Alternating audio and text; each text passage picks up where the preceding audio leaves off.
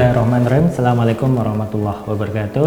Rekan mahasiswa, semoga Anda semuanya selalu sehat, bahagia ya. Tetap jaga kesehatan di tengah kondisi seperti ini. Alhamdulillah kita bisa berjumpa kembali pada pertemuan. Kali ini kita akan belajar apa? Kita akan belajar mengenai materi himpunan ya.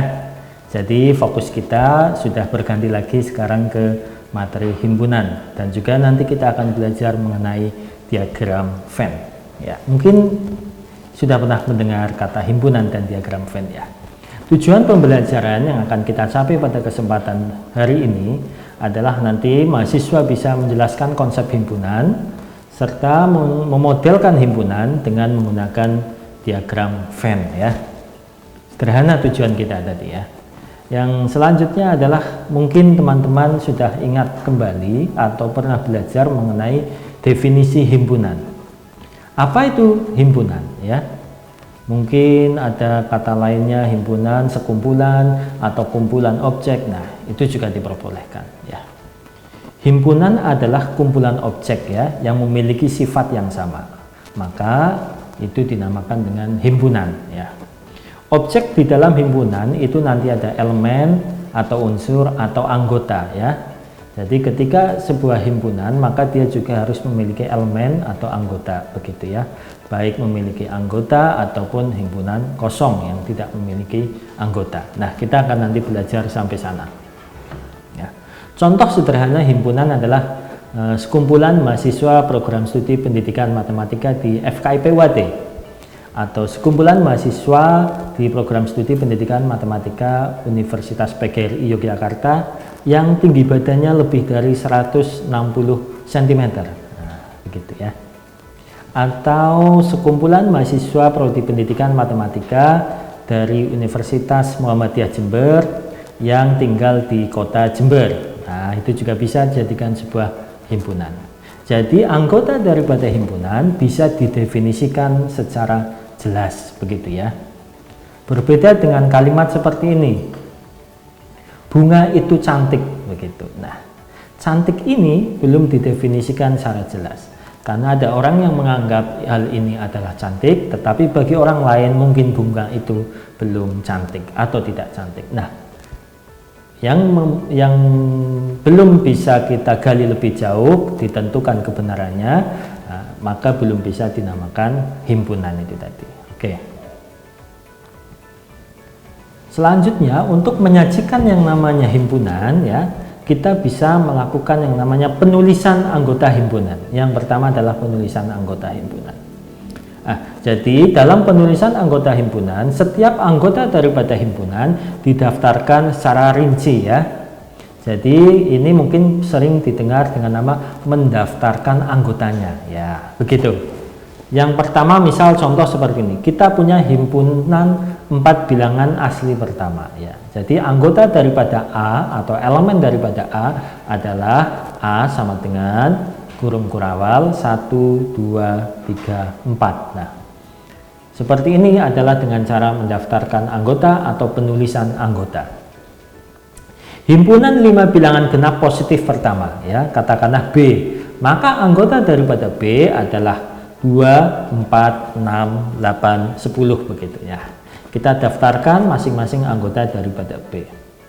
Nah, coba sekarang rekan-rekan mahasiswa cari lagi ya contoh-contoh himpunan yang ada di sekitar mahasiswa yang bisa kalian gali dan kalian tuliskan dengan cara mendaftarkan anggotanya. Nah, begitu.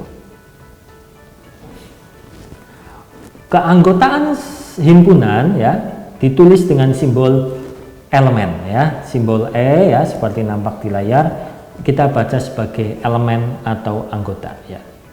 Jadi ketika ada penulisan X elemen A, berarti X merupakan anggota himpunan A. Begitu juga ketika ada penulisan X bukan anggota A atau X elemen dicoret A, maka itu dinamakan dengan X bukan merupakan anggota himpunan A ya. Bisa didefinisikan ya dengan jelas sekarang ya, bahwa ada X elemen A dan juga ada X bukan anggota A atau X bukan elemen A begitu. Contoh misal seperti ini.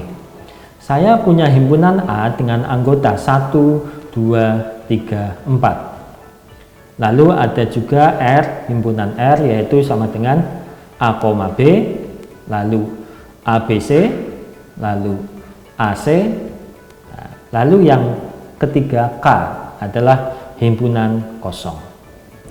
Dari contoh 3 himpunan tadi, yaitu himpunan A dan himpunan K, himpunan R dan himpunan K, bisa kita ambil contoh bahwa yang pertama adalah 3 adalah elemen A, 1 juga elemen A, 4 elemen A, dan juga 2 adalah elemen A.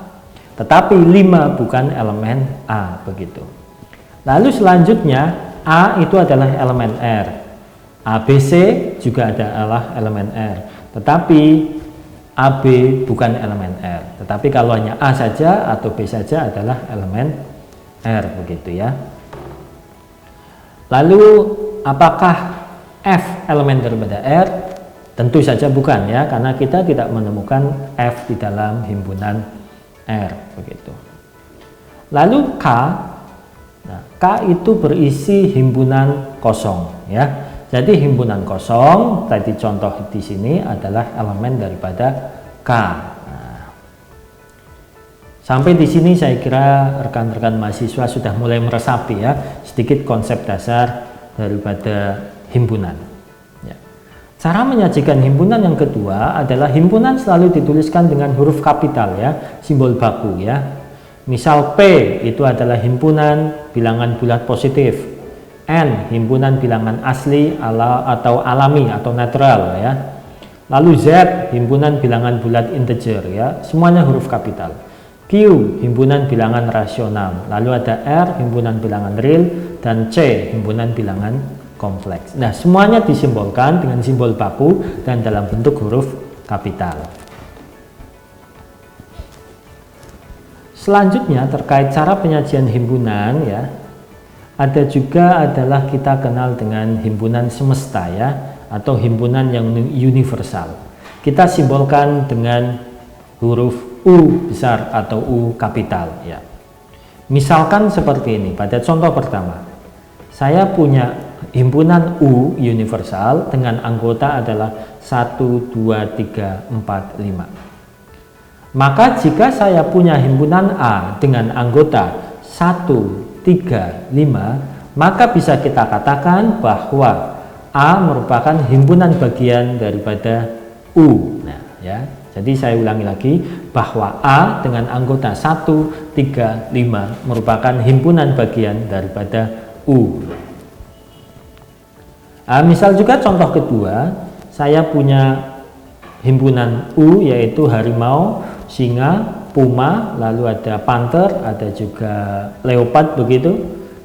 Maka jika himpunan B adalah harimau dan panther, maka tentu saja B ini merupakan himpunan bagian daripada universal tadi ya, yaitu harimau, singa, puma, leopard, dan panther.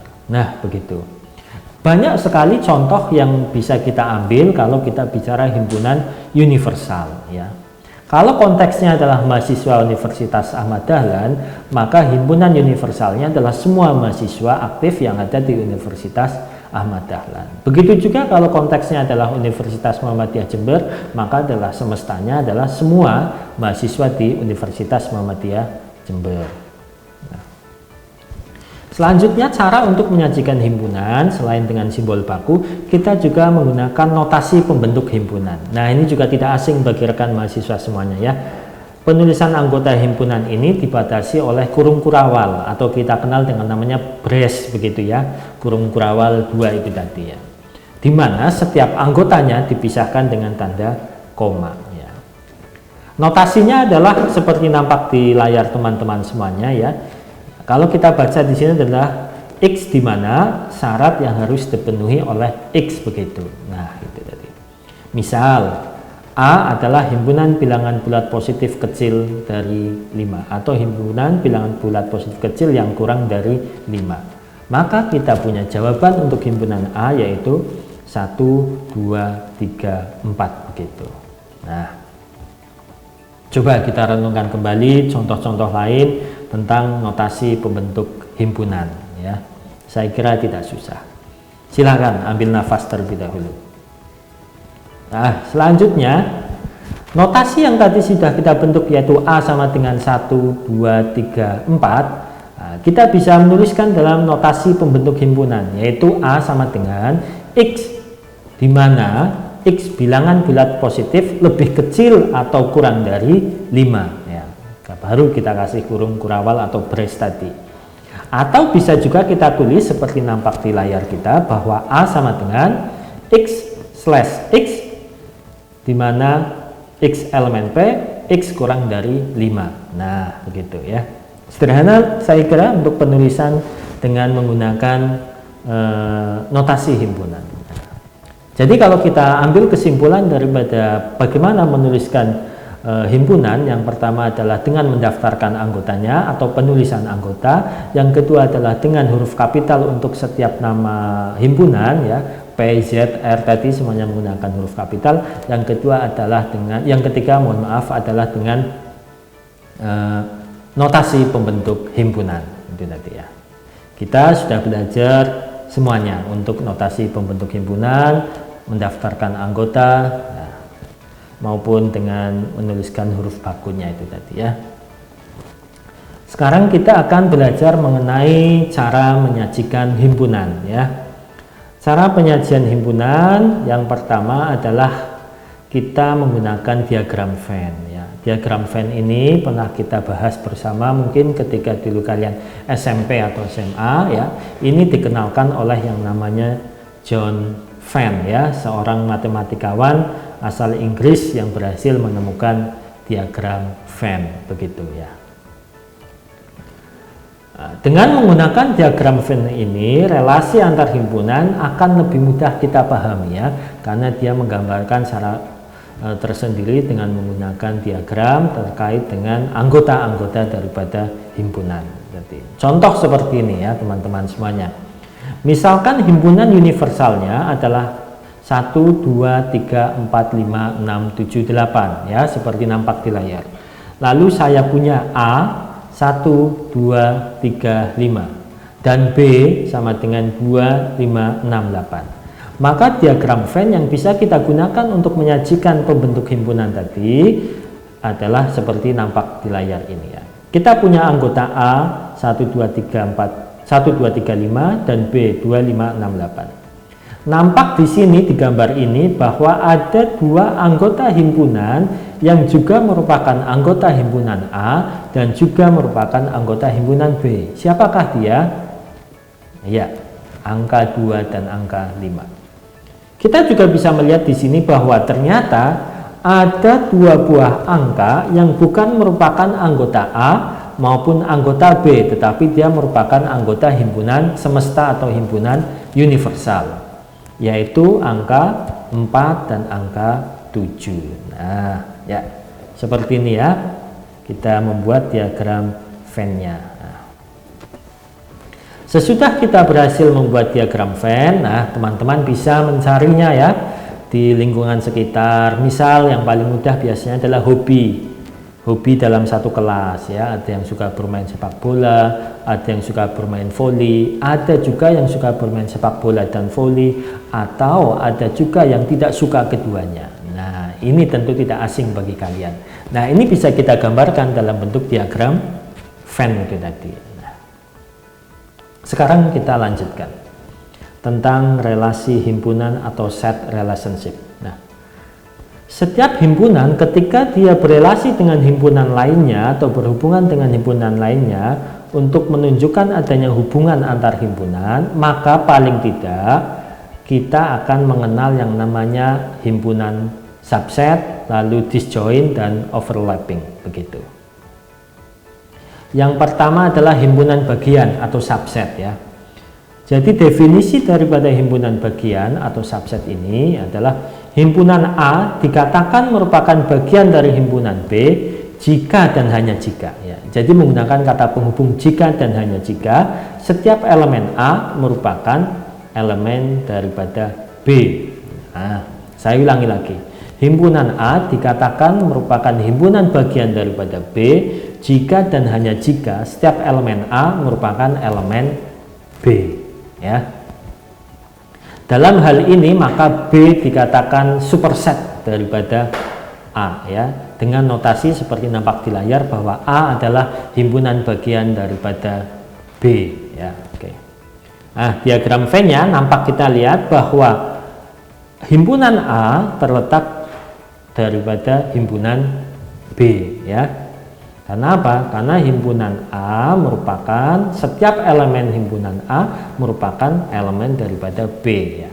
Jadi kalau kita pahami kembali lagi definisi subset atau himpunan bagian tadi, maka kita bisa melihat bahwa semua anggota daripada A atau setiap anggota A merupakan anggota daripada B ya. Bisa dipahami ya, saya kira penjelasan tentang himpunan bagian tadi. Yang kedua adalah himpunan saling lepas atau kita kenal istilahnya dengan disjoint ya. Dua himpunan A dan B dikatakan saling lepas jika keduanya tidak memiliki elemen yang sama. Jadi himpunan A dan himpunan B betul-betul terlepas satu sama lain dikarenakan apa? Keduanya tidak memiliki elemen yang sama.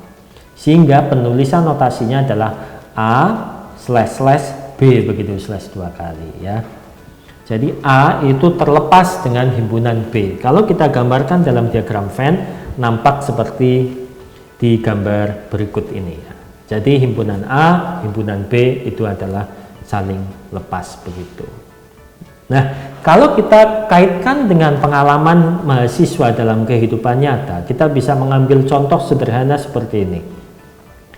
Sekumpulan mahasiswa yang satu memiliki keunikan atau hobi pada sepak bola, yang satu memiliki hobi pada voli begitu, dan kedua-duanya tidak memiliki ketertarikan satu sama lain begitu ya. Ini merupakan dua hal yang saling lepas begitu ya. Jadi tidak ada yang suka voli hanya suka sepak bola saja, maupun tidak ada yang suka sepak bola hanya suka voli saja himpunan. Nah, ini merupakan dua himpunan yang saling lepas ini. Nah, bisakah sekarang pertanyaannya rekan-rekan mahasiswa mencari contoh yang lain? Nah, silahkan. Sembari mencari contoh, kita lanjutkan kembali untuk materinya. Yang ketiga, relasi himpunan yang ketiga adalah overlapping ya. Nah, perbedaannya dengan yang tadi saling lepas adalah kalau overlapping ini dua himpunan A dan B dikatakan overlapping jika keduanya memiliki elemen yang sama. Nah, karena adanya overlapping yang sama ini maka mengakibatkan yang namanya intersection atau irisan. Jadi ada elemen yang sama antara dua buah himpunan A dan B begitu. Dari sekumpulan objek banyaknya mahasiswa, ada beberapa mahasiswa yang memiliki hobi yang sama. Maka intersection ini yang dinamakan dengan overlapping itu tadi. Nah, kalau kita notasi dengan pembentuk himpunan, maka kita punya seperti ini. A irisan B, definisinya adalah untuk X di mana X elemen A dan juga X elemen B ya. Jadi pada satu sisi X elemen A, tetapi pada saat itu juga X adalah elemen B ya. Sehingga penggambaran dalam diagram Venn-nya nampak seperti di layar adalah ini ya. Antara A dan B itu seperti ini, saling terikat begitu, ada anggota yang terikat ya. Jadi beberapa anggota A merupakan anggota B maupun sebaliknya, beberapa anggota B merupakan anggota A gitu. Itu dinamakan dengan overlapping yang mengakibatkan adanya irisan dua buah himpunan. Apakah irisan dua buah himpunan itu hanya berlaku untuk dua buah himpunan saja? Oh, tentu saja tidak ya. Nanti di persoalan selanjutnya kita bisa melihat ada 3 atau 4 himpunan yang mengalami intersection begitu. Nah, itu adalah overlapping. Selanjutnya kita akan belajar mengenai himpunan yang selanjutnya. Jenis himpunan selanjutnya adalah himpunan kosong atau null set himpunan kosong ya. Himpunan kosong berarti adalah himpunan yang tidak memiliki anggota sama sekali ya. Simbolnya adalah seperti nampak di layar, itu kurung kurawal kosong, kurung kurawal yang tidak ada isinya, atau seperti huruf 0 tercoret begitu ya. Misal contohnya ya, orang Indonesia yang pernah ke bulan ya, sepertinya sejauh kita tahu itu belum ada, maka ini bisa menjadi himpunan kosong begitu ya, karena tidak ada yang pernah melakukan itu tadi. Nah, adakah contoh lain yang himpunan kosong begitu? Mungkin seperti ini, himpunan mahasiswa prodi pendidikan matematika yang usianya lebih dari 30 tahun. Saya kira itu himpunan kosong ya, karena lebih dari 30 tahun tidak ada mahasiswa di prodi pendidikan matematika ya yang masih aktif kuliah. Nah, silakan teman-teman bisa mencari lain dalam konteks yang lain tentu saja. Yang kedua, selain himpunan kosong yang tidak memiliki anggota, ada juga himpunan sama ya, himpunan sama ya. Jadi ketika saya punya himpunan A dan himpunan B, A sama dengan B atau himpunan A dikatakan sama dengan himpunan B jika dan hanya jika setiap elemen A merupakan elemen B, dan juga sebaliknya setiap elemen B merupakan elemen A. A sama dengan B jika A adalah himpunan bagian daripada B dan B adalah himpunan bagian daripada A.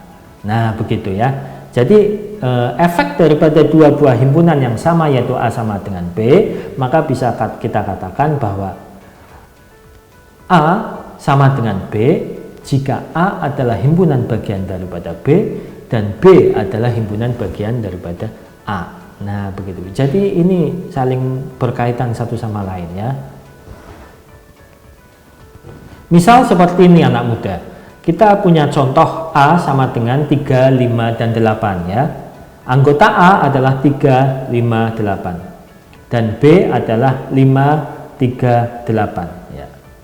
Ini kalau kita perhatikan anggota A dengan anggota B ya. Himpunan bagian A merupakan himpunan bagian daripada B dan B juga merupakan himpunan bagian daripada A.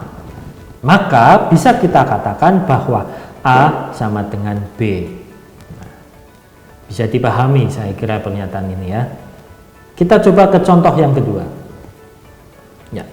Saya punya A sama dengan 3, 5, 8 dan B sama dengan 3, 8. Kalau kita lihat di sini bahwa A memiliki 3 anggota dan B memiliki 2 anggota. Begitu ya.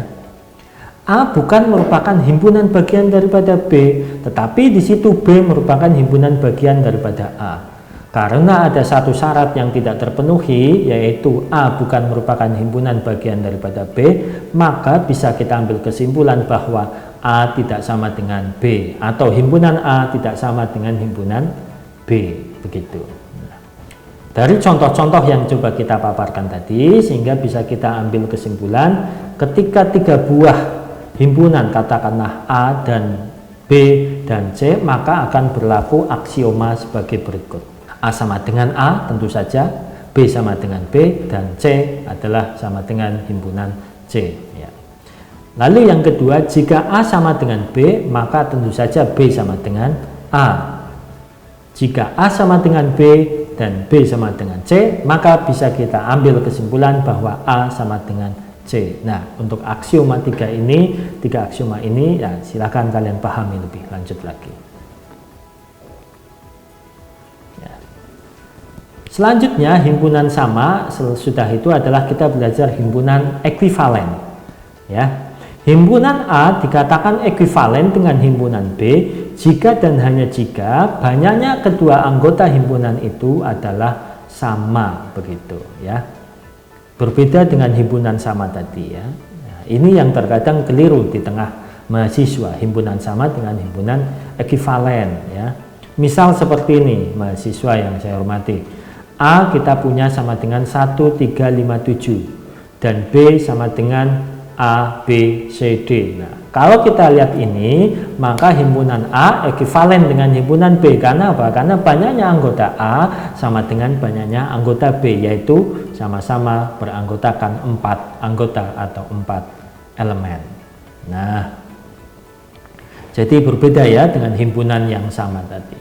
Himpunan yang sama atau A sama dengan B, tadi dikatakan bahwa jika elemen A atau A merupakan himpunan bagian daripada B dan himpunan B merupakan himpunan bagian daripada A, maka itu adalah kesamaan himpunan atau himpunan yang sama, A sama dengan B. Tetapi kalau himpunan ekuivalen adalah Banyaknya anggota A sama dengan banyaknya anggota B, maka itu dikatakan A ekuivalen B. Sesudah kita mendapatkan penjelasan tentang konsep himpunan dan jenis-jenis himpunan maupun penulisan bagaimana menuliskan himpunan tadi, saya kira sekarang rekan-rekan mahasiswa sudah mulai mendapatkan pencerahan terkait bagaimana sih mendefinisikan himpunan dan menuliskannya.